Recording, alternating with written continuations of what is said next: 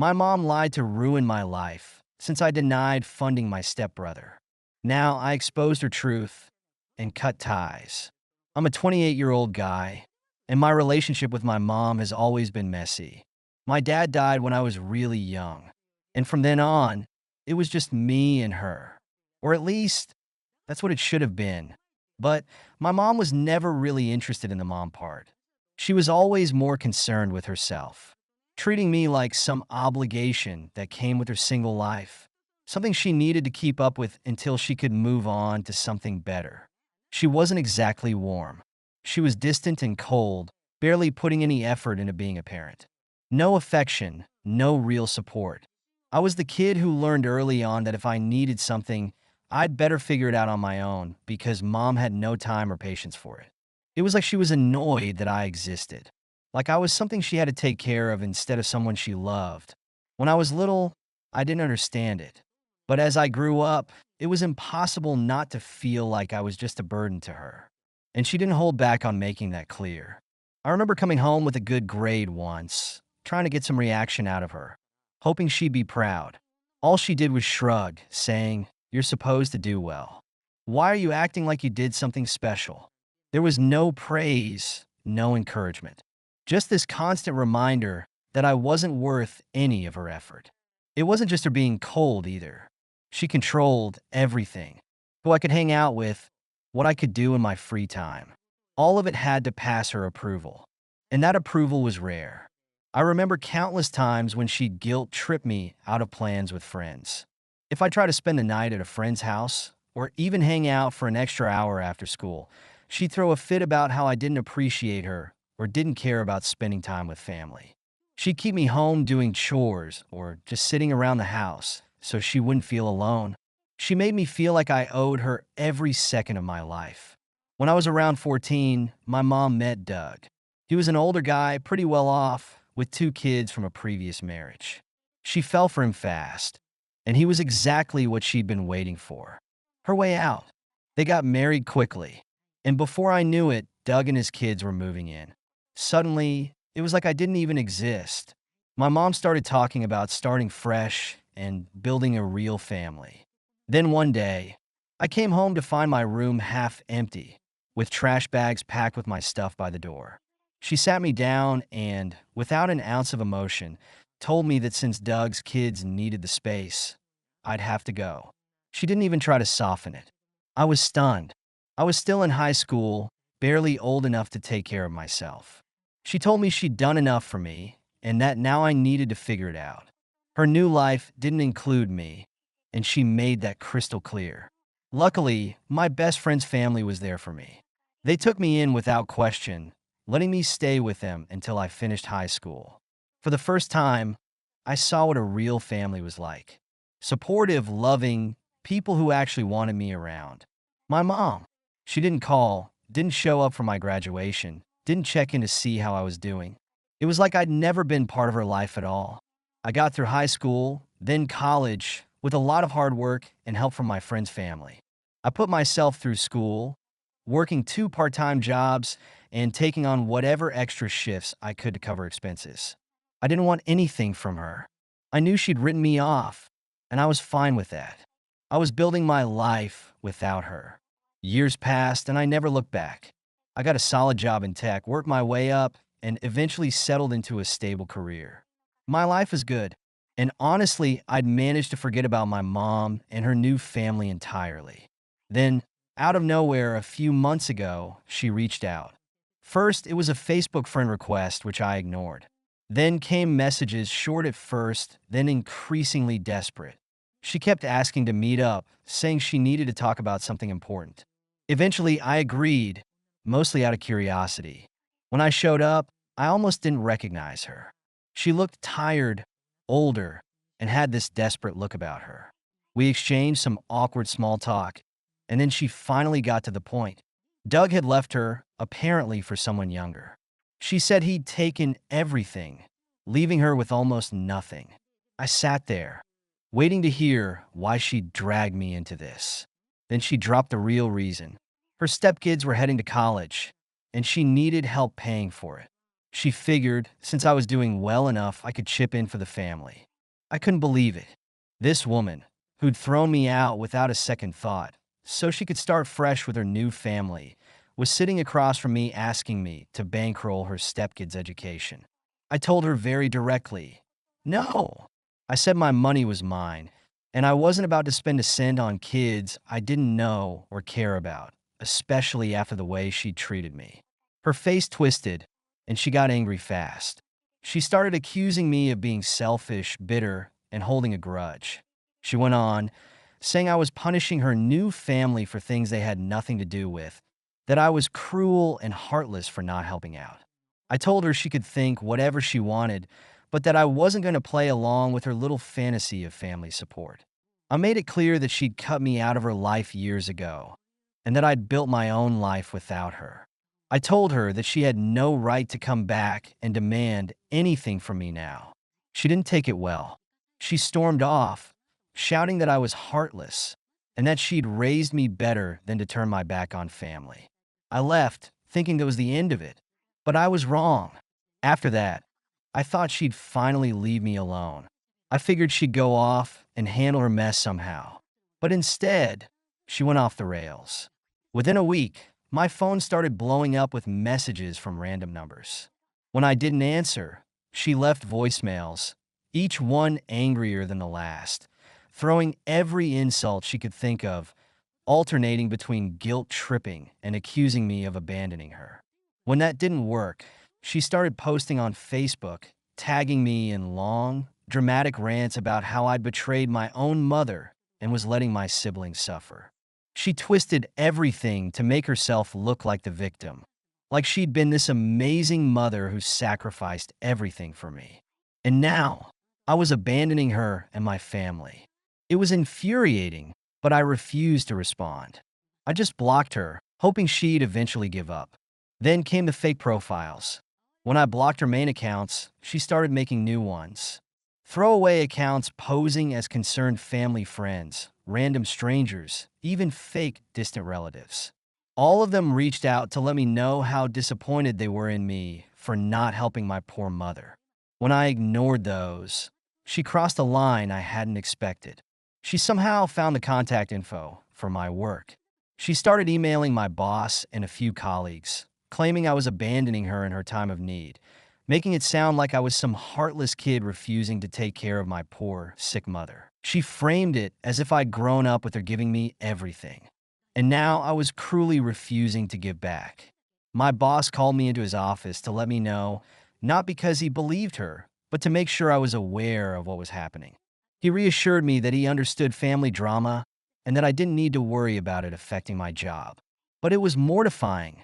Knowing my coworkers had gotten dragged into her scheme made me feel like she was creeping into every corner of my life, determined to tear down everything I'd built just because I refused to let her back in. She didn't stop there either. She went after my personal connections too, contacting my friends, even the family that took me in when she kicked me out.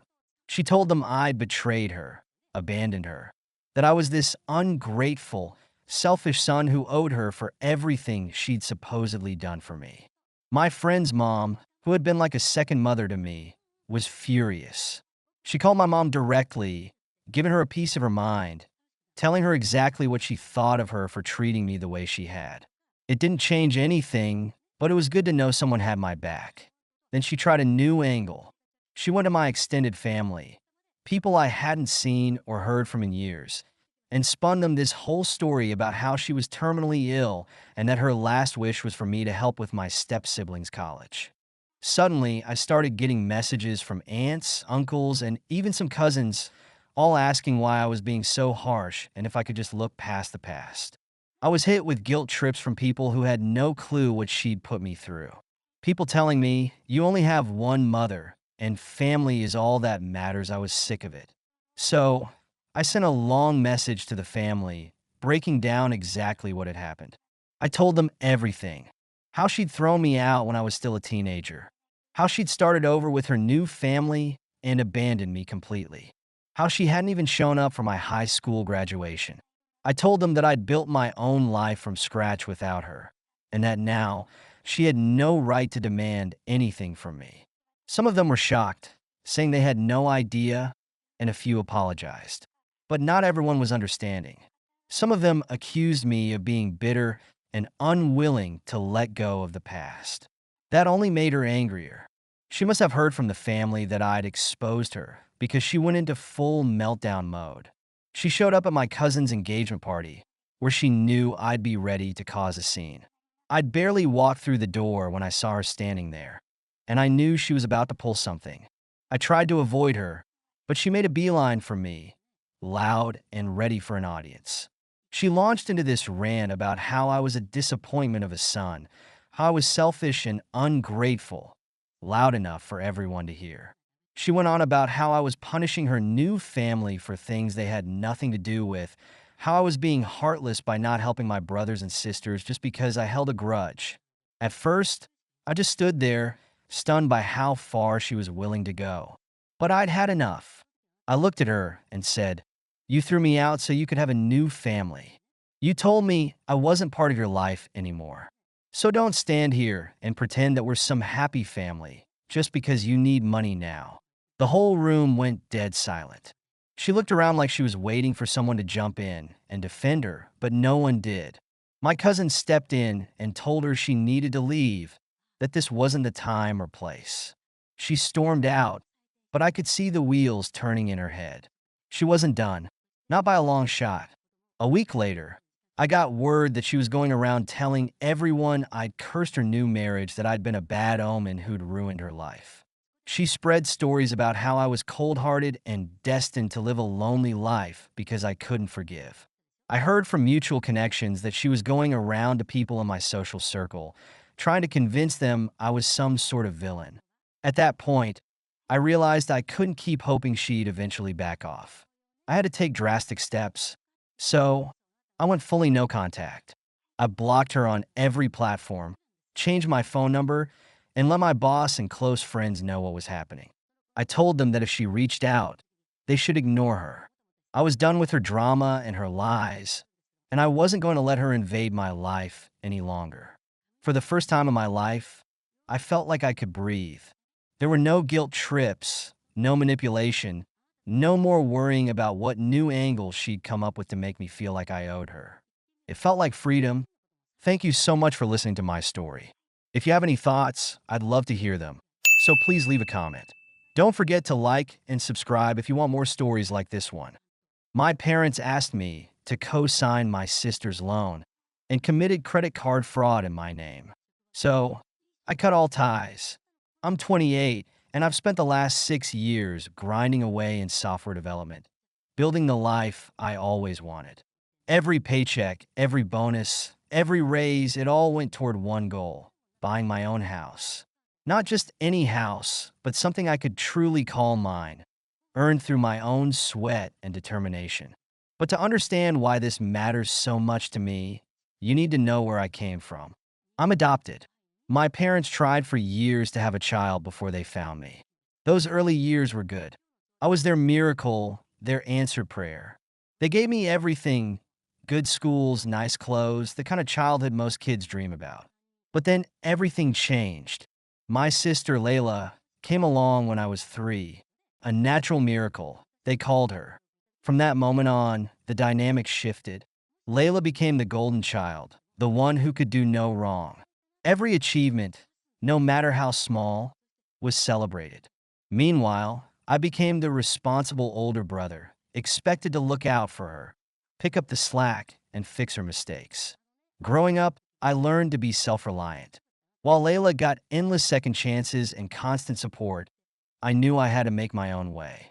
So I threw myself into my studies, earned scholarships, and landed a decent job right out of college. But instead of pride, my success seemed to spark something else in my family. The idea that my achievements were a resource they could tap into whenever they wanted. I moved out after college, determined to build my own life. It wasn't easy at first. Entry-level salaries in tech aren't what people think they are, especially in a city with sky-high rent. But I made it work. I lived below my means, picked up freelance work on the side, and slowly built up my savings. My dream of homeownership wasn't just a fantasy anymore. It was becoming a real possibility. Then came that Sunday afternoon that changed everything. I was in my apartment, reviewing some code for a Monday morning meeting, when I heard the knock. My parents showed up unannounced. Mom had that look on her face, the one that always preceded a favor that wasn't really a request. "Honey, we need to talk," she said, settling onto my couch without waiting for an invitation. Dad hung back near the door, his expression unreadable. "It's about your sister." I felt my stomach tighten. These conversations never ended well. "Layla's found the perfect house," Mom continued, her voice taking on that excited tone she only used when talking about my sister. "It's just 10 minutes from us in that nice neighborhood near the park. You know, the one with the good schools?" I nodded, already seeing where this was headed. "The thing is," she leaned forward, clasping her hands together, "the market's so competitive right now. We need to move fast. And well, Layla's still in grad school. The bank won't approve her loan without a co-signer." There it was, the ask that wasn't really an ask. "We've already put in an offer," Dad finally spoke up, as if this detail would somehow make it better. "The sellers accepted, but we need to secure financing in the next week." I sat there, stunned. They'd already made an offer? Without even talking to me first? "Wait," I said, trying to process this. "You want me to co-sign a mortgage for Layla? When she's still in school? With no income?" "She has her teaching assistant position," Mom quickly interjected, "and we'll help with the payments until she graduates. Plus, the market's only going up. It's really an investment opportunity if you think about it." I couldn't believe what I was hearing. Mom, being a TA, barely covers groceries. And what happens when she graduates? She'll have massive student loans to pay off. How is she going to handle a mortgage on top of that? "That's why we need you," she pressed. "Your credit score is excellent and you make good money. The bank would approve it right away with you as co-signer. And we need about 40,000 for the down payment." 40,000? I nearly choked. "That's most of my savings. I've been saving that for my own house." "Don't be selfish." Mom's voice turned sharp. "Family helps family. We raised you, gave you everything. Now it's time for you to step up and help your sister." Dad stepped closer, his voice attempting reason. "Son, we know it's a lot to ask, but think about Layla's future. She needs this stability, this foundation to build her life on. You're in a position to help make that happen." I stood up, needing to move, to think. "You don't understand. If I co-sign and she can't pay, which is likely given her situation, I'm on the hook for that mortgage. My credit would be ruined. I wouldn't be able to buy my own house for years, maybe decades." "We wouldn't let that happen," Mom insisted, but her words rang hollow. These were the same parents who'd let Layla rack up credit card debt in college, always swooping in to bail her out at the last minute.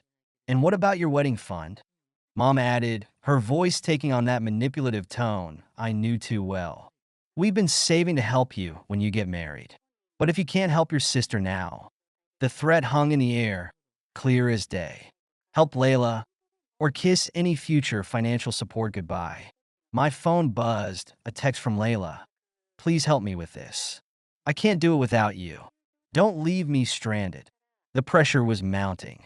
Mom's expectant stare, Dad's silent guilt trip, Layla's pleading messages. It was all too familiar, this dance we'd been doing for years. Me, the responsible one, expected to sacrifice my dreams so Layla could have hers. But something was different this time. Maybe it was the years of therapy, helping me recognize these patterns. Maybe it was the countless nights I'd spent working late, building my savings dollar by dollar. Or maybe I just finally had enough. "No," I said, the word coming out stronger than I expected. "I won't do it." "Excuse me?" Mom's voice could have frozen water. I said no.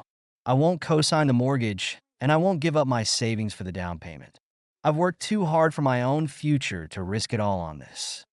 Mom stood up, her face flushed with anger. "After everything we've done for you, this is how you repay us? By abandoning your sister when she needs you." "I'm not abandoning anyone," I countered. "I'm protecting myself. Layla's an adult. If she wants a house, she needs to work for it, just like I have." "You're being selfish," Mom spat. "Where are your family values?" We didn't raise you to be like this. Dad tried to play mediator. Maybe we could find a compromise, but I was done compromising. Done being the family ATM. Done sacrificing my dreams to enable my sister's lack of planning. There's no compromise here, I said firmly. I love you all, but I won't set myself on fire to keep Layla warm. She can rent until she's financially stable, just like I did. The aftermath was exactly what I expected. Mom stormed out, declaring me dead to her. Dad followed, shaking his head in disappointment. My phone blew up with messages from relatives, some supporting me, others calling me heartless. Layla's response was the worst. She accused me of ruining her life, of being jealous of her, of wanting her to fail. The same sister who'd grown up watching me work multiple jobs to put myself through college now called me privileged and selfish. This whole mess forced me to reevaluate everything. I love my family, I truly do. But love shouldn't mean sacrificing your future. It shouldn't mean being guilt into financial decisions that could ruin you. And it definitely shouldn't mean being treated like a backup plan for someone else's poor choices. I've spent years trying to be the good son, the responsible one, the fixer. But where has that gotten me? The more I succeed, the more they expect me to give. The more I achieve, the more they treat my success as a family resource rather than my personal accomplishment. Some family members have reached out, telling me I should just help to keep the peace. But I'm done keeping the peace at the expense of my own future. I've worked too hard, sacrificed too much, to let guilt or manipulation derail my life now. They can call me names. They can twist the narrative. They can cry in guilt and manipulate all they want. But I'm done sacrificing my happiness to maintain a family dynamic that only benefits them. My success isn't theirs to claim, and my future isn't theirs to dictate. I thought declining to co-sign Layla's mortgage would be the end of it. A tough decision, sure, but one I could handle and move past. I was even starting to feel proud of myself for finally standing up to my family's financial manipulation. Then came the discovery that shattered whatever remaining trust one had in my parents. A close friend who works in finance had pulled me aside after hearing about the mortgage situation. Look, she said, I've seen this kind of family pressure before. You need to check your credit reports like yesterday. She helped me pull them up right there on my laptop, walking me through each section. At first, everything looked normal: my student loans, my car payment, my credit cards. Then we hit something that made my blood run cold. There, in black and white, was a credit card I'd never opened. The card had been active for nearly 6 years, racking up regular charges at grocery stores, home improvement outlets, and utility companies. That's weird, I mumbled, scrolling through the transaction history. Then I saw the billing address. My parents' house. My hands started shaking as I dug deeper into the statements. Every month, like clockwork, someone had been making minimum payments, just enough to keep the account current while the balance slowly crept up. The purchases painted a clear picture. Groceries from my mom's favorite store, furniture that I vaguely remembered appearing in our family room, utility bills that matched my parents' monthly expenses. They'd been using my credit, my name, my financial identity to fund their lifestyle, all without my knowledge or consent. I felt physically sick. The room started spinning as years of memories suddenly shifted into new focus. All those times my parents seemed to live beyond their means. The mysterious new furniture, the casual dismissal of my concerns about their spending.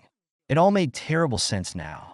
This explains everything, I said, my voice barely a whisper.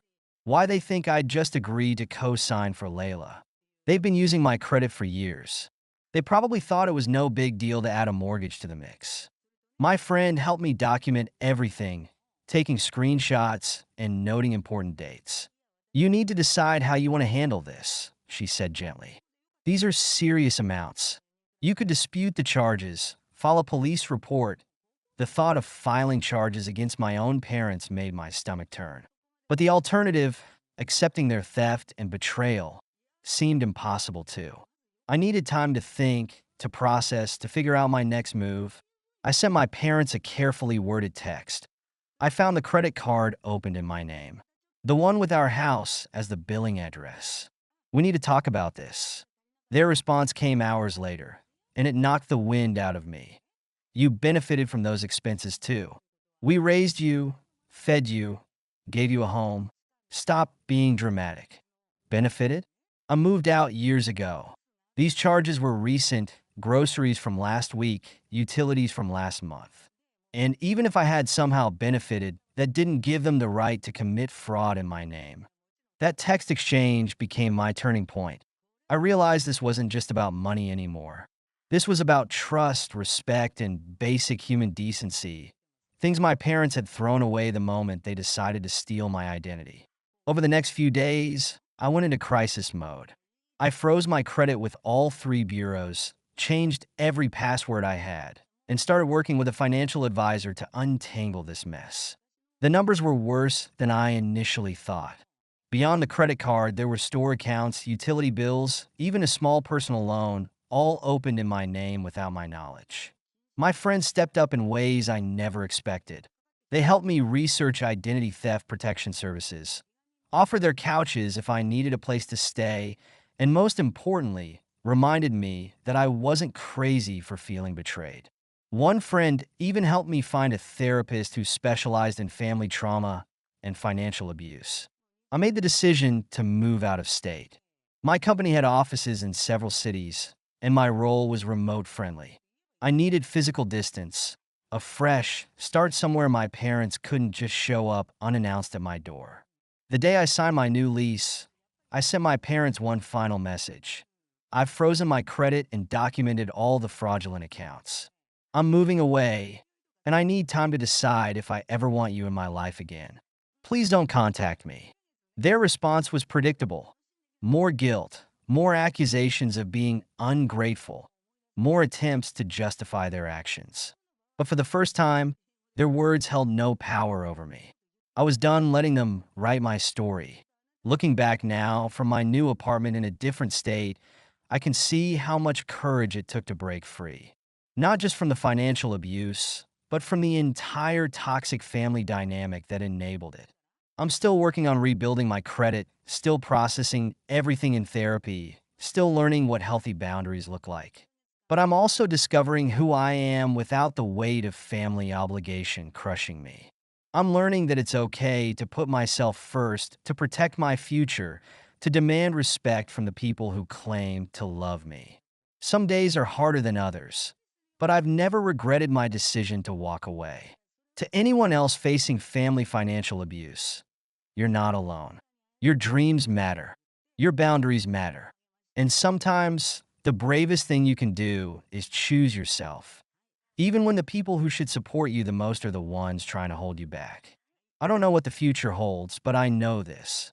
I'm finally free to build it on my own terms, without guilt, without manipulation, without sacrificing my dreams for someone else's benefit. And that freedom? It's worth everything I've lost along the way. Thank you so much for listening to my story. If you have any thoughts, I'd love to hear them. So please leave a comment.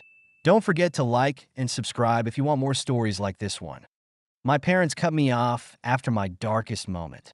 Years later, they finally called, but to ask me fund sister's lavish life. I'm 25, and my story isn't just about being kicked out at 17. It's about the long journey of understanding my worth in a family that always seemed to measure love in terms of perfection and performance. Looking back now, I can see how the seeds of what happened were planted long before that fateful night with the police car. Growing up, our house was like a stage, and we all had our assigned roles. My sister, Riley, was the star, the wild child, the free spirit, the one who could do no wrong even when she was doing everything wrong. I was cast as the responsible one, the good boy, the steady presence in the background. It wasn't just about behavior. It was about identity. The weight of those expectations was crushing. Every morning, I'd wake up and put on my perfect son costume. Straight A's, proper manners, quiet compliance. But underneath, there was this growing void, a hunger for something I couldn't name. Maybe it was attention, maybe it was validation, or maybe it was just the simple desire to be seen for who I really was, not who they wanted me to be. I I remember the first time I snuck out. No one even noticed when I slipped out my bedroom window. The cool night air felt like freedom, and the thrill of breaking the rules gave me something I'd been missing, a sense of being alive, of being more than just the good one. But what started as small acts of rebellion grew into something darker. The wrong crowd wasn't just wrong, they were lost like me. We found solidarity in our shared pain, in the mutual understanding that came from being the black sheep, the disappointments, the ones who didn't quite fit. Drinking wasn't about having fun. It was about numbing the constant ache of not being enough. One night, things got out of hand. I had been drinking with some friends, and on a dare, I decided to vandalize a cop car parked near a corner. Of course, it was a stupid idea, something that in my right mind I would never have done. But at that moment, it felt like it would make me feel something. The adrenaline, the rebellion, it was like a high I couldn't shake. 6 months in juvenile detention changed me, but not in the way my parents think. It wasn't about being punished or learning my lesson. It was about seeing myself clearly for the first time. In that sterile, confined space, surrounded by other lost souls, I began to understand that I had been looking for validation in all the wrong places. The boys I met there had their own stories, tales of abuse, neglect, and desperation. Many of them would have given anything for parents who cared enough to set high expectations. Their stories held up a mirror to my own privilege and pain, showing me that while my hurt was real, my response to it had been self-destructive. When my parents kicked me out, it felt like the end of my world. I was 17, scared, and suddenly homeless. The irony wasn't lost on me. My sister had done far worse, but I was the one being cast out. My grandparents' house became my refuge, though refuge might be too warm a word for what was essentially a strict boarding house with familiar faces. Their home was neat, orderly, and emotionally sterile. Dinner was served at 6 sharp, beds were made with hospital corners, and feelings were treated like unwelcome guests. But in that rigidity, I found something unexpected, structure that helped me rebuild myself. Their house had rules, yes, but they were clear and consistent. Unlike at home, where the rules seemed to shift depending on which sun was breaking them. The loneliness was crushing at first. I'd lie awake at night, scrolling through my phone, looking at pictures of my old life. Riley's social media was full of family dinners I wasn't invited to, celebrations I couldn't attend, moments of joy I could only witness through a screen. Each post was like a paper cut to my heart, small but stinging, accumulating until the pain was unbearable. But slowly, almost imperceptibly, things began to change. I stopped checking Riley's Instagram every day. I started focusing on my own path, finishing high school, applying to colleges, working part-time at a local bookstore. My grandparents, for all their emotional distance, never once made me feel like I was a burden. They provided what they could: shelter, stability, and the space to figure out who I wanted to be. College became my salvation. Away from the shadow of my family's expectations, I could finally breathe. I made friends who liked me for who I was, not what I could do for them. I discovered passions and talents I never knew I had. Most importantly, I learned that my worth wasn't tied to my family's approval. Every attempt I made to reach out to my parents during those years was met with silence. Birthday cards returned unopened. Holiday greetings left unread. Graduation announcements ignored. Each rejection hurt, but each one also made me stronger, more determined to build a life that didn't revolve around their validation. Then, out of nowhere, my parents contacted me. It was a message from my mom, asking if I'd be willing to meet up for dinner. She said they wanted to forgive me and start over. For a moment, I didn't know what to think. My mind raced. Why now? Why, after all these years, after all the pain, were they reaching out? I hadn't spoken to them in so long, and I had convinced myself that I didn't need them anymore. But there was something about the message that made me hesitate. Maybe this was my chance. Maybe they had finally come to terms with their mistakes. Maybe, just maybe, I could rebuild my relationship with them.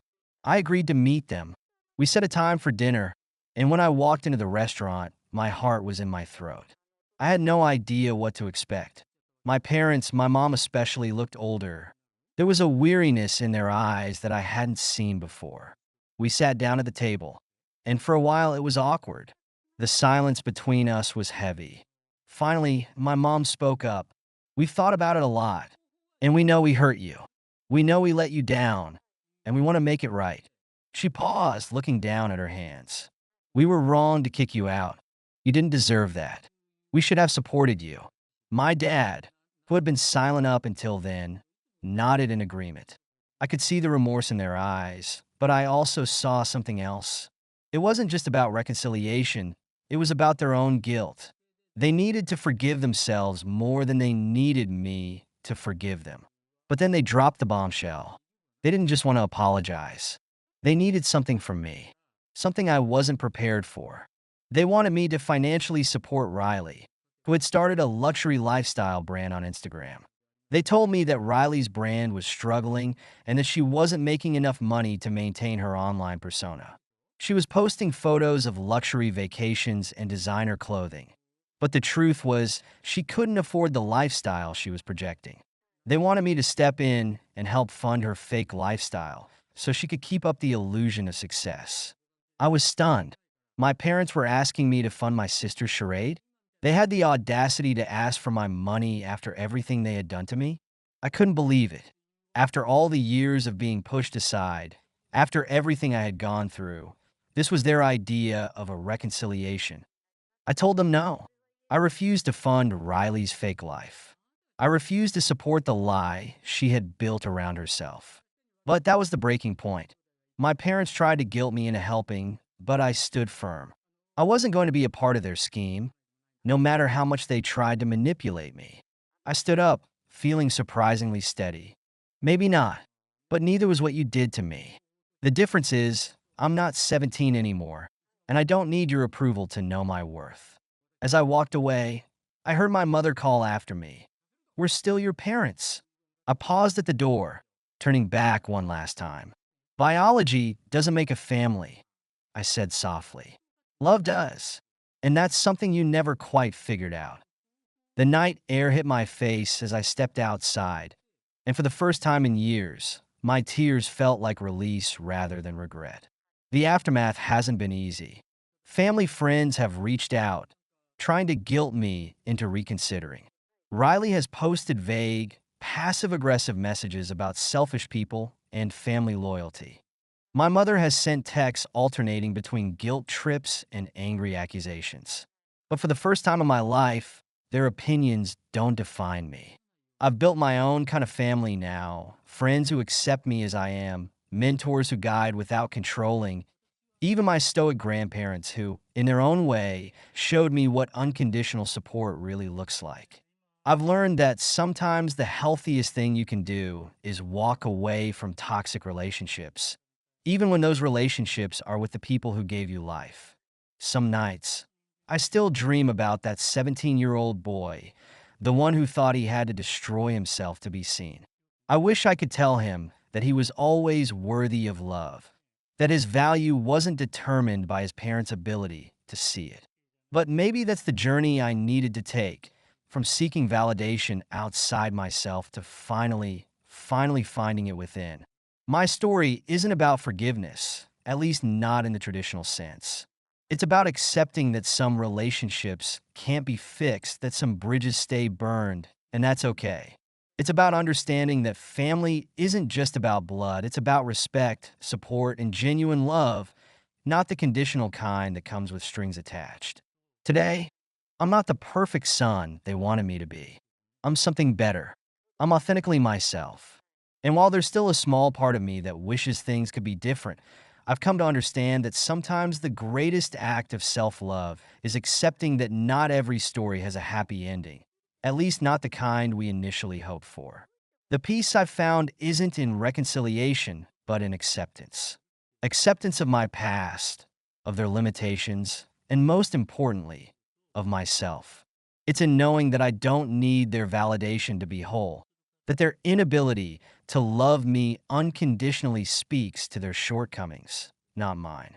Family might be about blood, but healing is about choice. Every day, I choose to write my own story, to define my own worth, to build a life that doesn't depend on the approval of people who couldn't see my value. It's not the happy ending I dreamed of as a child, but it's real, it's honest, and most importantly, it's mine. Thank you so much for listening to my story. If you have any thoughts, I'd love to hear them, so please leave a comment. Don't forget to like and subscribe if you want more stories like this one. My mom spoiled my criminal brother, let him ruin my life. Now, he was arrested, and she begged for my help. I, a 28-year-old male, grew up knowing exactly where I stood in my family. The backup plan. My older brother could have murdered someone, and my mom would have framed it as him having a bad day. Meanwhile, I was the one who got a lecture for leaving a light on in the kitchen.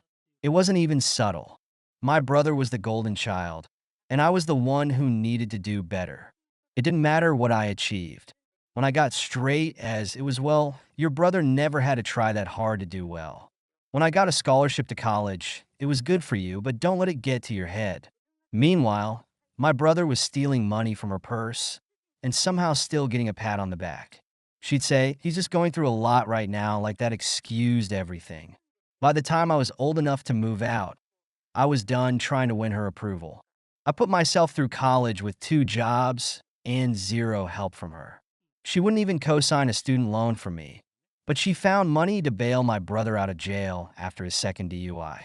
One time, he showed up at my apartment, completely uninvited, and just started crashing on my couch. No warning, no asking. He was between places.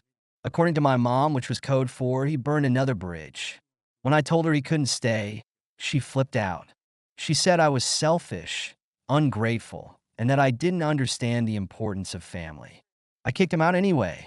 Then there was the time he borrowed my car without asking and returned it with scratches all over it. When I confronted him, my mom stepped in and said he needed it for something important, and you're being petty. She didn't even offer to help pay for the damage. But the final straw for me was my college graduation. I was the first person in our family to graduate, and it should have been a big deal. I worked my ass off for it, juggling classes and jobs just to make it happen. But when the day came, it wasn't about me. It was about him. During the ceremony, my mom barely acknowledged me. Instead, she kept telling everyone how my brother was finally turning his life around after getting out of rehab. She even insisted on taking a family photo with him in the center, like he was the one graduating. When I refused, she called me petty again and said, "You'll have plenty of accomplishments to celebrate in the future." I left early and didn't look back. My brother's life was a series of disasters. He had a knack for finding new ways to screw up, and my mom always had a knack for finding new ways to excuse it. His latest screw-up was the biggest yet. He got arrested for running some shady pyramid scheme that scammed people out of thousands. This wasn't a slap on the wrist situation. He was facing serious prison time. And because my mom couldn't help herself, she co-signed on some of his loans. When his business fell apart, so did her finances. She was drowning in debt and on the verge of losing her house. That's when she called me. She didn't even start with small talk. It was straight to, "Your brother made a mistake, and I need your help." What kind of help? I need money. The lawyer's fees are insane, and I can't cover all the debt myself. If we don't act fast, I'll lose the house. I didn't say anything at first. I wanted to see how far she'd go. She kept talking. "You've got a good job now, and I wouldn't be asking if it wasn't important. This is your family. This is your brother." I finally spoke. "What happens if I don't help?" There was a long pause before she said, "What do you mean?" "I mean, what happens if he just deals with the consequences? He got himself into this mess. Why is it my responsibility to clean it up?" Her tone changed instantly. "Don't be so cold. He's your brother. He needs you right now. I need you. Family sticks together." "Funny how that only applies when you want something from me," I said. She started crying. "Do you want me to lose my house? Do you want your brother to rot in jail?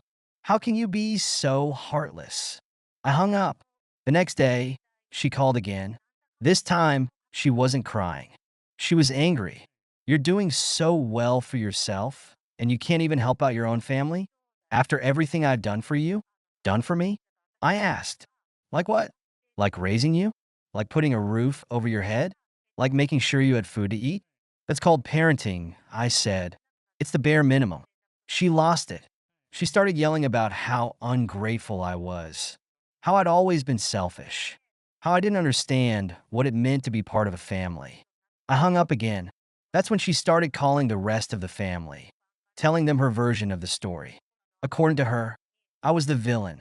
I was the selfish son who abandoned his struggling mother and brother. It didn't take long for the calls and texts to start rolling in. Some relatives asked me what was going on. Others just jumped straight to shaming me. But I wasn't about to let her control the narrative.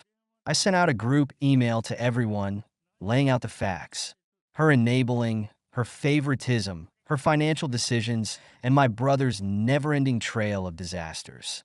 I even attached screenshots of texts and photos of the damage he'd done over the years, including my scratched-up car. Most of the family stayed out of it, but a few reached out to apologize for believing her lies. One cousin said, I always wondered why she treated you differently, but I didn't want to get involved. I'm sorry. My mom didn't take the public humiliation well. A week later, she showed up at my workplace unannounced. She stood in the lobby, crying and shouting about how I was abandoning her and ruining the family. My coworkers were confused, and I was mortified. I had security escort her out. Then I filed a no-contact order. That night, I sent her one last message. If you ever pull a stunt like that again, I'll make sure you face legal consequences. This is your only warning. She didn't reply. A few weeks later, she tried a new tactic. She sent me a long, rambling letter in the mail. It was full of guilt-tripping and backhanded compliments. The kind of thing only she could pull off. You've always been so independent, she wrote. So strong. I knew you didn't need as much attention as your brother. That's why I focused on him more. He needed me, but you were my rock. My rock. That was rich. She went on to say how hard it was to raise two kids on her own, conveniently forgetting how I was the one who practically raised myself while she bailed my brother out of trouble, and how much she regretted not showing me more appreciation. Then, at the very end of the letter, she slipped in her real reason for writing.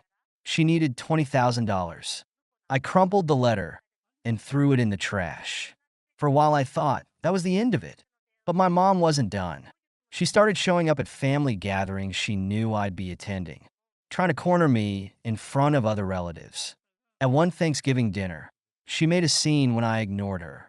She stood up and shouted, I can't believe my own son would treat me like this. After everything I've sacrificed for him. Everyone went silent. I didn't say anything at first, but then she added, you think you're better than us now, don't you? You think your fancy job and your fancy apartment make you better than your family. I finally spoke. No, I don't think I'm better. I think I'm done. Done cleaning up after your messes. Done being your backup plan. And done pretending this family is something it's not. She stormed out, and the rest of the family awkwardly tried to move on with dinner. Months passed without any contact. Then one day, I got a call from an unfamiliar number. It was my mom. Please, I'm desperate, she said. I'm going to lose the house if I don't come up with the money. I don't have anywhere else to go. Please, you're my last hope. I could hear the desperation in her voice, but I wasn't moved. What about my brothers? I asked. Can he help you? She hesitated. He's not in a position to help right now. Of course he's not, I said. He never is. And you've spent your whole life covering for him. Now it's time for him to deal with the consequences of his actions. I'm not bailing him out. Or you. She started crying. I'm your mother. How can you turn your back on me like this? You turned her back on me a long time ago, I said. Now you're just facing the fallout. I hung up for the last time. She lost the house. My brother went to jail. And I moved on with my life. There were moments when I felt guilty. But then I remembered all the times she'd let me down. All the times she'd chosen him over me. All the times she'd expected me to pick up the pieces of their messes. I realized that family isn't about blood. It's about mutual respect and support. And she'd never given me either. Now when I tell people about my family, I keep it short. I tell them I have a mom and a brother. But I don't have a relationship with them. and I don't plan to. Some people don't understand. They say, but she's your mom. How can you just cut her off? And I say, because she made her choice a long time ago. Now I'm making mine. Thank you so much for listening to my story. If you have any thoughts, I'd love to hear them. So please leave a comment. Don't forget to like and subscribe if you want more stories like this one. My mom left me alone on my birthday. Now, I own the house, they're all getting evicted. I'm an 18-year-old guy, and my life has always been complicated. My dad passed away when I was only 10, leaving behind a house and some savings that were placed in a trust managed by my grandparents. I grew up knowing the house would legally become mine when I turned 18.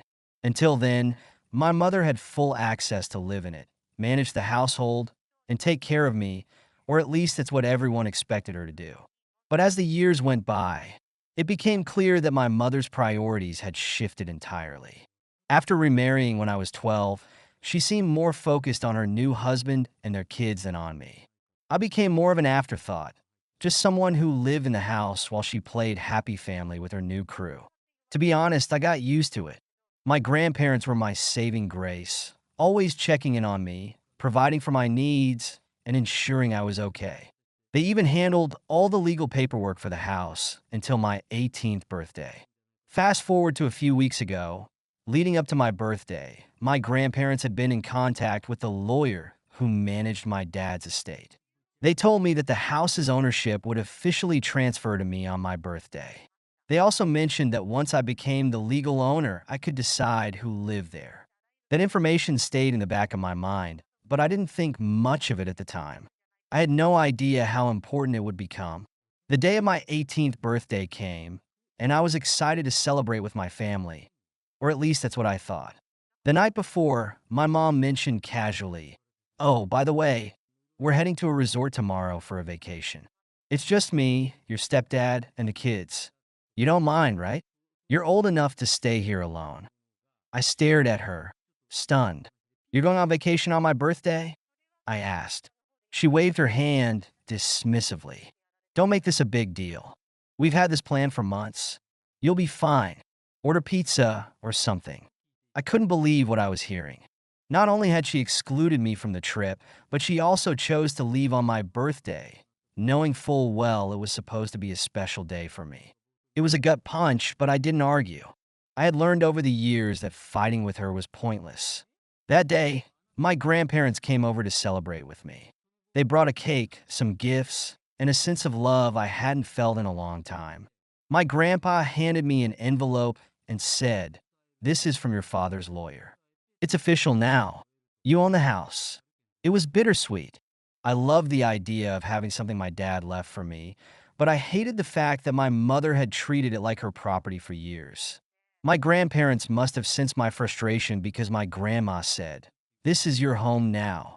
If anyone makes you feel unwelcome, remember that you have the right to make changes." Those words stuck with me, especially as the day went on. My mom didn't even bother to call or text me to wish me a happy birthday. She was too busy posting pictures of herself and her new family on social media, flaunting their vacation. The breaking point came when I discovered the state of the house. My mother had completely neglected it. The living room was cluttered with their belongings, the kitchen was a disaster, and my bedroom, the one space I called my own, had been turned into storage for her stepkids' toys and junk. It felt like I was living in someone else's house, even though it was legally mine. Fueled by anger, I decided it was time to take control. I called my grandparents and explained the situation. My grandpa, always the voice of reason, said, "You're an adult now. If you want out, you have every legal right to do so. We'll back you up." I spent the next few days strategizing with my grandparents and their lawyer. We reviewed the paperwork to confirm the house's ownership and legal standing. As it turned out, my mother had no claim to the property. It was entirely mine, as per my late father's will. The lawyer assured me that I had every right to ask her to leave, especially given the neglect and entitlement she'd shown over the years. My grandparents were incredibly supportive. My grandpa said, "You've been nothing but patient all these years, but it's time to stand up for yourself. You deserve better than this." My grandma added, "We'll make sure this transition goes as smoothly as possible. You're not alone in this." When my mother and her family returned from their vacation a week later, they acted like nothing had happened. I overheard my stepdad joking about how expensive the trip was and how the house would cover the cost eventually. That comment made my blood boil. It was clear they had no respect for the fact that the house belonged to me. They treated it like their personal property, a free ride they could exploit indefinitely. That night, I confronted my mom in the kitchen. "We need to talk," I said, trying to keep my voice calm. She barely looked up from her phone. "What's up?" "I want you and your family to move out," I said firmly. "This is my house now, and I'm done being treated like a guest in my own home." She stared at me like I'd grown a second head. "What are you talking about? This is our home. You're just a kid." "No, it's not," I shot back. "It's mine, legally. Dad left it to me, and I have the paperwork to prove it." Her face turned red, and she sputtered. "You can't just kick us out. Where are we supposed to go?" "That's not my problem," I said coldly. "You've had years to figure out your situation, but instead, you chose to treat me like an afterthought. Now, I'm taking control." The shouting match that followed was something I'll never forget. My mother called me ungrateful, selfish, and every other name under the sun. My stepdad joined in, accusing me of being a spoiled brat. Even my step-siblings got involved, whining about how unfair it was. But I stood my ground. "I'm not the one who abandoned their kid on their birthday to go on vacation," I reminded her. "I've put up with your behavior for years, but I'm done. You have 30 days to pack up and leave." The next morning, my grandparents arrived with my uncle and aunt to help me enforce the decision. They were a united front, ready to back me up in case things got ugly. My grandpa handed my mom a formal eviction notice, prepared by the lawyer, and explained that she had no legal grounds to fight it. My mom tried every trick in the book to manipulate me. She cried, begged, and even tried to guilt-trip me by saying, "Your father would be so disappointed in you." That line hit me hard, but my grandma quickly stepped in. "Don't you dare use his memory to justify your selfishness," she said sharply. "You've taken advantage of him and his son for long enough." As the weeks went by, the tension in the house was unbearable. My mom and stepdad refused to pack, hoping I'd cave under the pressure. But with my grandparents' support, I held firm. My uncle even offered to help me change the locks if they didn't leave voluntarily. Eventually, my mom realized I wasn't bluffing. On the final day of the eviction notice, she and her family loaded up their belongings and left. There were no heartfelt goodbyes, no apologies, just bitter glares and muttered insults. When the door finally shut behind them, I felt an overwhelming sense of relief. For the first time in years, the house truly felt like mine. My grandparents and I spent the next few days cleaning and reorganizing, turning it into a home I could feel proud of. My grandma even helped me redecorate my room, which had been turned into a dumping ground for my step-siblings' toys. It was a fresh start, and I was determined to make the most of it. But my mother wasn't done causing trouble. A week later, she showed up at the house unannounced, banging on the door. "You can't just kick us out like this," she screamed when I opened it.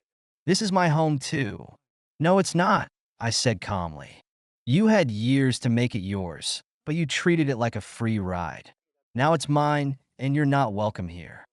She tried to push past me, but my grandpa, who was visiting that day, stepped in. "You need to leave," he said firmly. "This is his house, and you have no right to be here." Her tone shifted from anger to desperation. "Where are we supposed to go? We have nowhere else." "That's not our responsibility," my grandpa replied. "You've made your choices. Now it's time to live with the consequences." Realizing she wasn't going to get anywhere, she left, but not before hurling a few choice insults my way. It hurt, but I reminded myself that I wasn't doing anything wrong. I was simply reclaiming what was mine. In the weeks that followed, my mom's behavior became increasingly erratic. She called and texted me constantly, alternating between guilt trips and threats. "You're tearing this family apart," she'd say one day, only to follow it up with, Don't think I won't take you to court over this.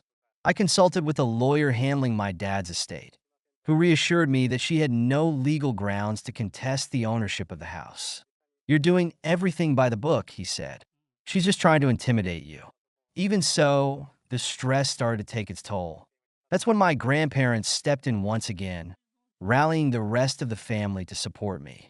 My uncles and aunts began visiting regularly, helping me with everything from house repairs to emotional support. Their presence was a constant reminder that I wasn't alone in this fight. The final straw came when my mother tried to manipulate the situation further. She spread rumors among extended family members, painting me as a heartless son who had turned his back on his own mother. Some relatives believed her, but others knew better. My uncle confronted her directly at a family gathering, calling out her lies and reminding everyone of how she had treated me over the years. You abandoned him on his birthday, he said, and now you're playing the victim? It's time to take responsibility for your actions.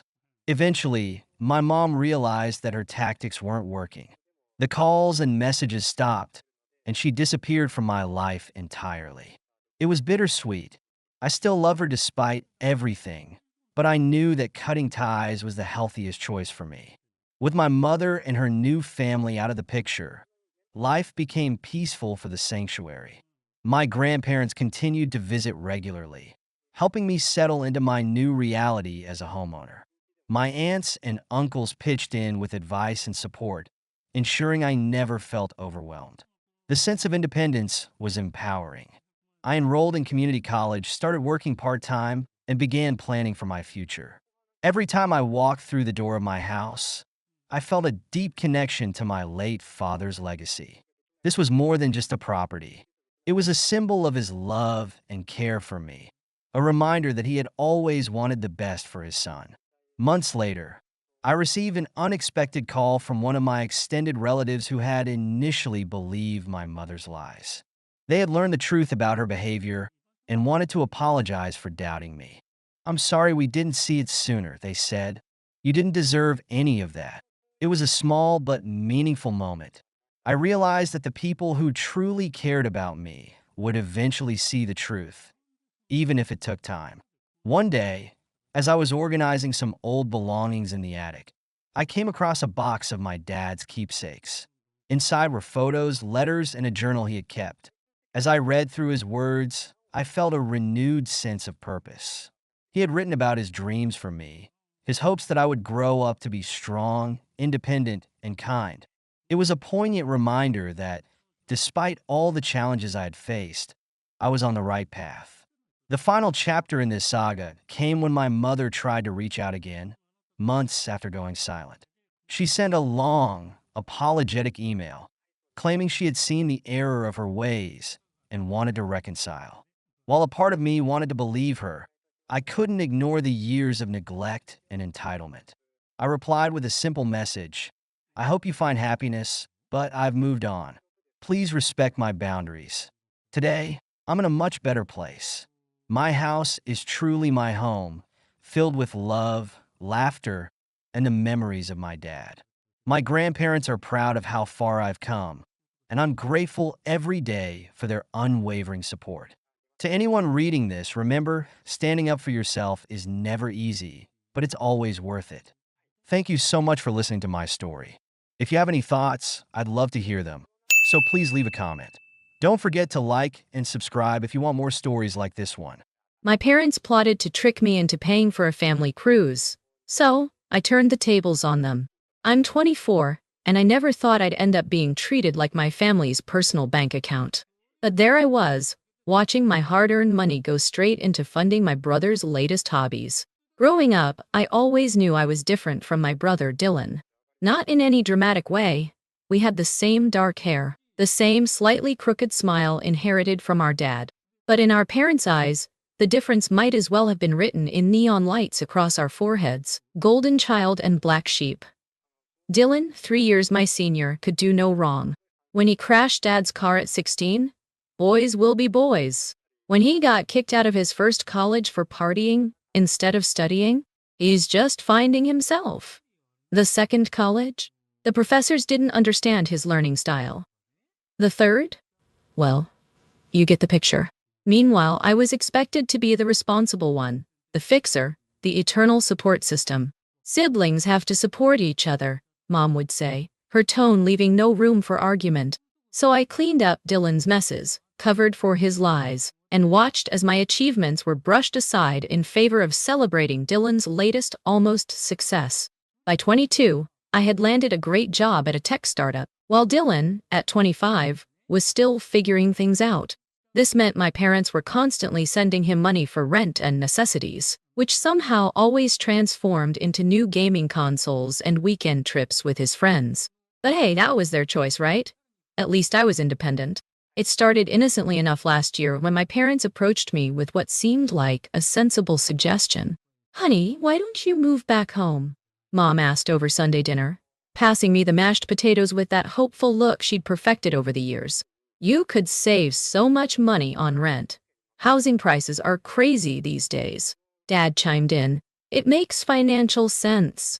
You're always talking about wanting to build your savings. He conveniently forgot to mention that most of my savings had gone toward paying off my student loans, something Dylan had never bothered to do with his. It seemed logical. The housing market was brutal, and my apartment ate up a significant chunk of my salary.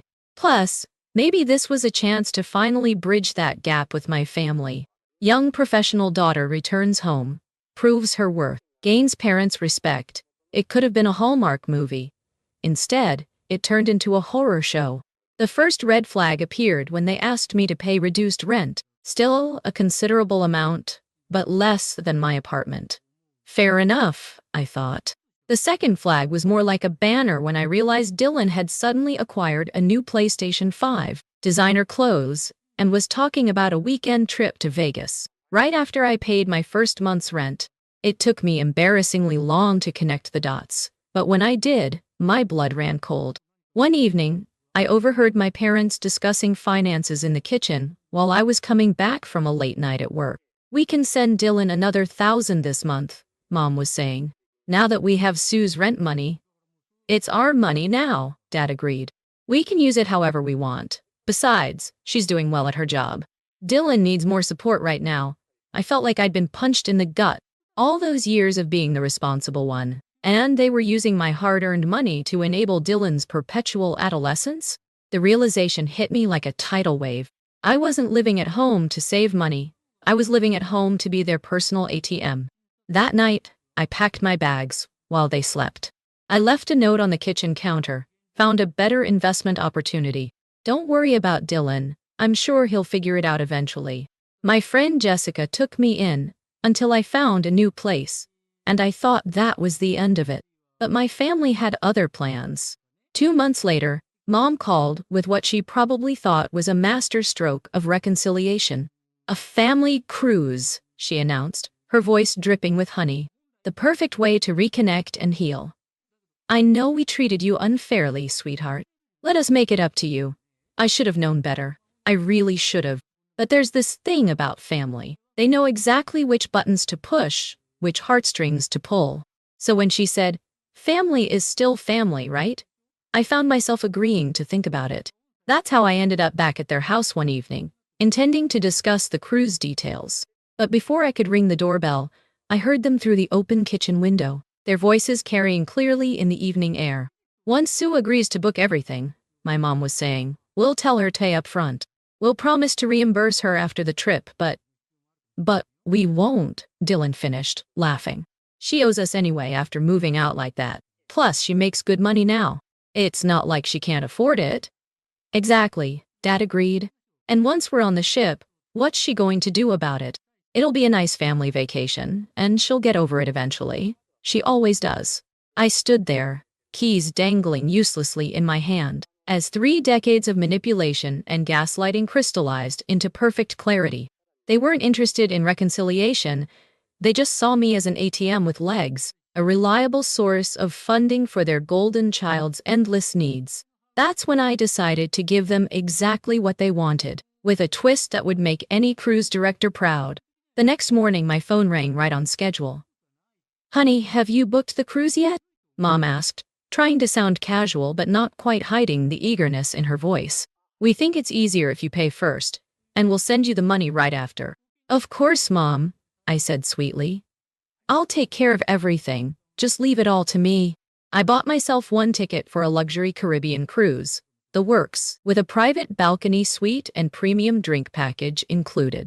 Then, using my graphic design skills from college, funny how they never bragged about that degree, I created 3 perfect replicas of my ticket. The only difference?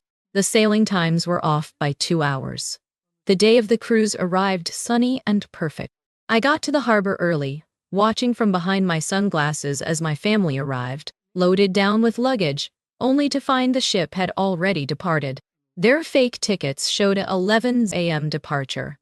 The real departure time? 9 a.m. I turned off my phone as the ship pulled away from the dock, but not before sending them one photo. Me, cocktail in hand, on my private balcony with the caption, "Sorry, can't come to the phone right now. Too busy enjoying the view." By the way, I decided to invest in myself this time. Hope you understand. After all, family helps family, right? The week that followed was blissful. I got a massage every day, made friends with a retired couple from Colorado who had their own stories of toxic family dynamics, and didn't think about my family once. Well, maybe once or twice with a satisfied smirk. Reality crashed back in when I returned to find them camped outside my apartment, faces twisted with rage. "How dare you!" Mom shrieked, her perfect mom mask slipping to reveal the fury beneath. Do you know how embarrassing that was? Standing there at the dock like idiots? "We're going to sue you for fraud," Dad threatened, his face red. "Those tickets were fake. We can prove it." Dylan hung back, unusually quiet, perhaps realizing that for once, he wasn't the center of attention. I calmly pulled out my phone and played the recording I'd made of their kitchen conversation. Their faces went from red to white as their own voices exposed their scheme. "It was just a family prank," I said, mimicking Dylan's excuse from when he'd borrowed and crashed my first car. "If you want to take it to court, go ahead. I'm sure the judge would love to hear this recording. And I have years of bank statements showing how you've been handling money in this family. Shall we make it all public?" They left, but the drama wasn't over. Soon, family friends started calling, telling me how I'd changed, how I was selfish for tricking my poor family and going on vacation alone. That's when I decided to go nuclear. I posted the whole story online, including the recording. The support was overwhelming, and the criticism of my family's behavior was swift and harsh. It's been 6 months since then. I haven't spoken to any of them, and honestly, life is better this way. I've taken 3 more solo trips, started therapy to unpack years of family dynamics, and finally learned to put myself first. My savings account is healthier than ever, and I sleep better at night knowing I'm no longer funding the family bank of Dylan. Dylan still lives at home, still finding himself at 29. Mom and Dad are still enabling him, though I hear they've had to dip into their retirement funds now that their backup ATM has grown a spine. Sometimes mutual friends try to guilt me about it, saying things like, "But they're still your parents," or "Dylan really seems to be trying this time." I just smile and book another trip. Sometimes I feel a twinge of guilt, usually around holidays or when I see happy families out together. But then I remember all the years of manipulation, all the times I was expected to sacrifice while Dylan was coddled, and that guilt evaporates like morning mist. The cruise tickets cost me a month's salary, but the look on their faces when I played that recording? Priceless. Sometimes the best revenge isn't just serving cold justice. It's serving it with an umbrella drink and an ocean view. I've learned that family isn't just about blood. It's about respect, reciprocity, and healthy boundaries. Sometimes the most loving thing you can do for yourself is to walk away from people who treat you like an ATM rather than a person, even if those people share your DNA. These days, I'm focusing on building my own kind of family, one based on mutual respect and genuine care, rather than obligation and manipulation. And you know what? The view from here is pretty spectacular. Just last week, I booked another cruise. Solo, of course. Because sometimes the best investment you can make is in yourself. My parents expected me to pay off my spoiled sister's debt. But I said no and cut them off.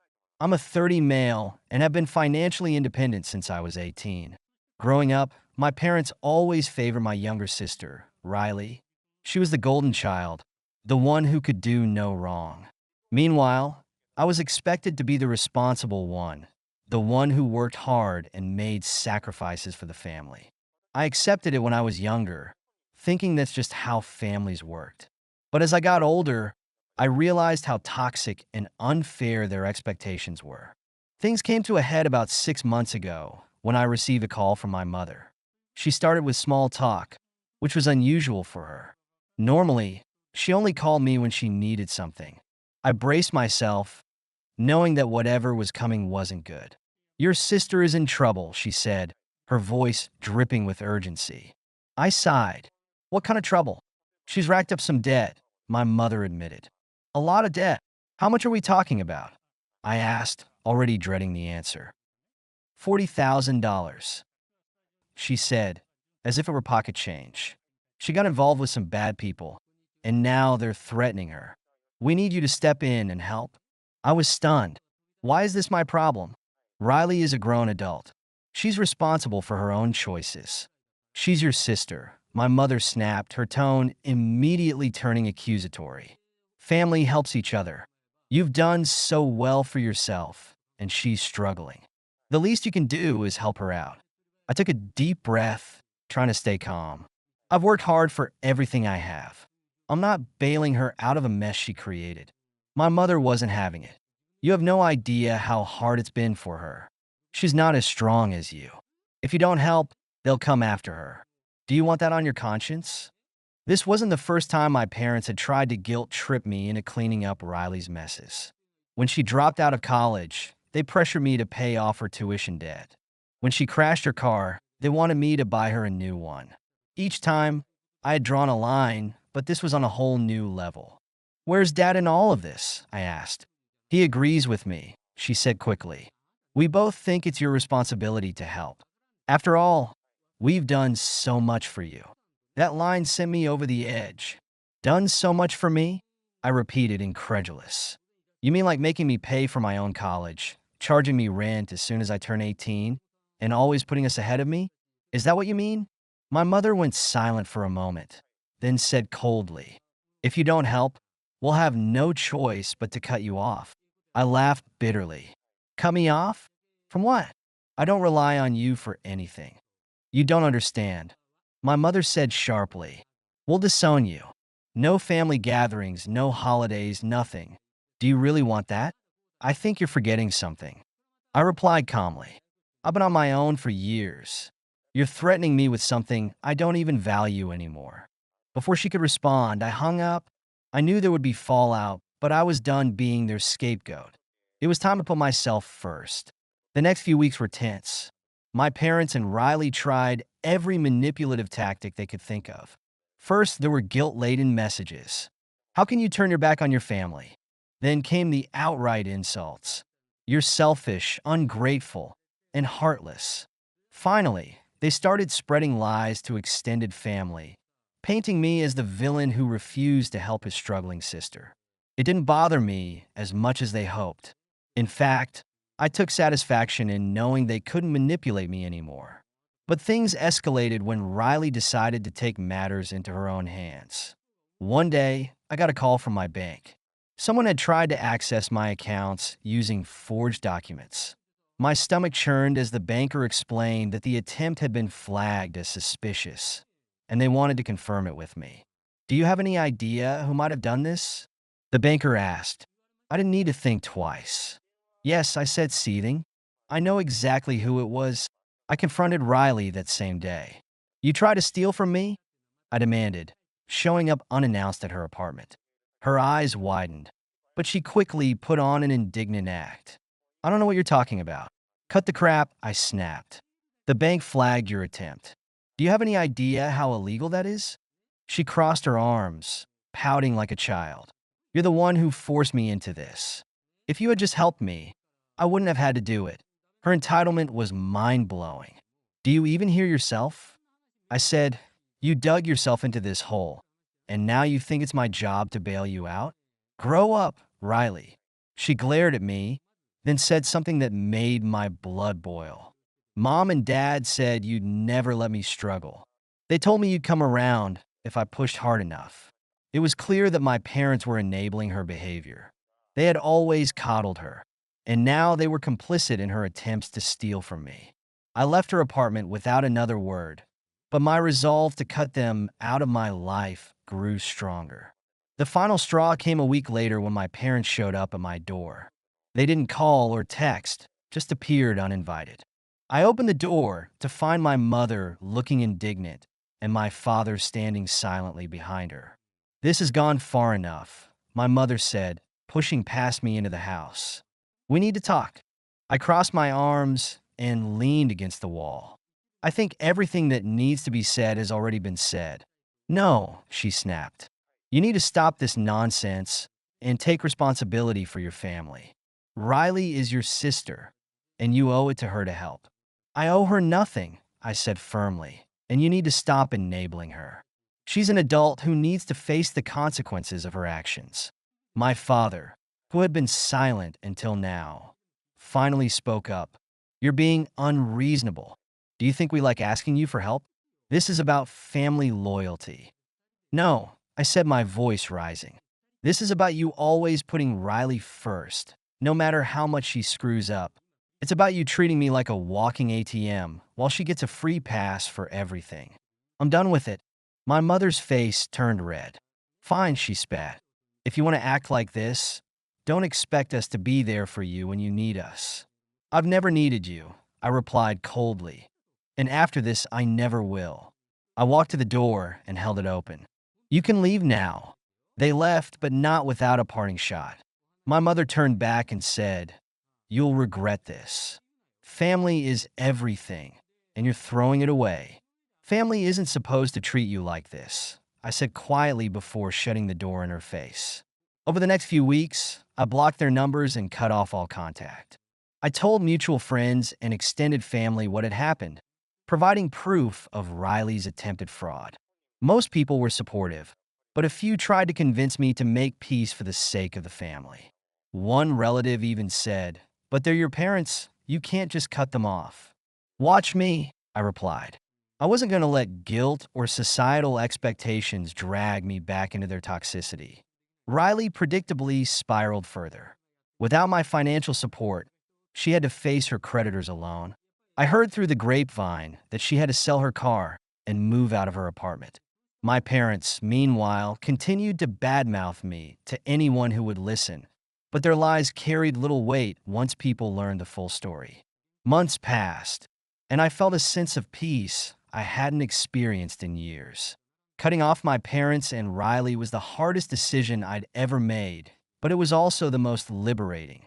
For once, I wasn't weighed down by their endless demands or manipulative tactics. I could focus on myself, my career, and my future. But then, just as I thought the drama was over, my parents tried one last desperate move. I received a letter in the mail from a lawyer claiming that they were considering legal action against me. Their claim?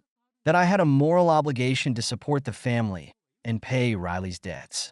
It was laughable, but it also showed how far they were willing to go to exploit me. I forwarded the letter to my own lawyer, who assured me they had no legal grounds for their claims. "Let them try," he said with a chuckle. "They'll embarrass themselves in court." Sure enough, nothing came of their threat. But it was a reminder of how toxic they were, and it only reinforced my decision to go no contact. They had burned every bridge, and there was no coming back from that.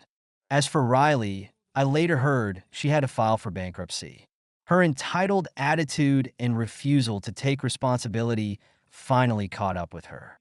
My parents, who had spent years enabling her, were now left to deal with the fallout. I felt no pity for them.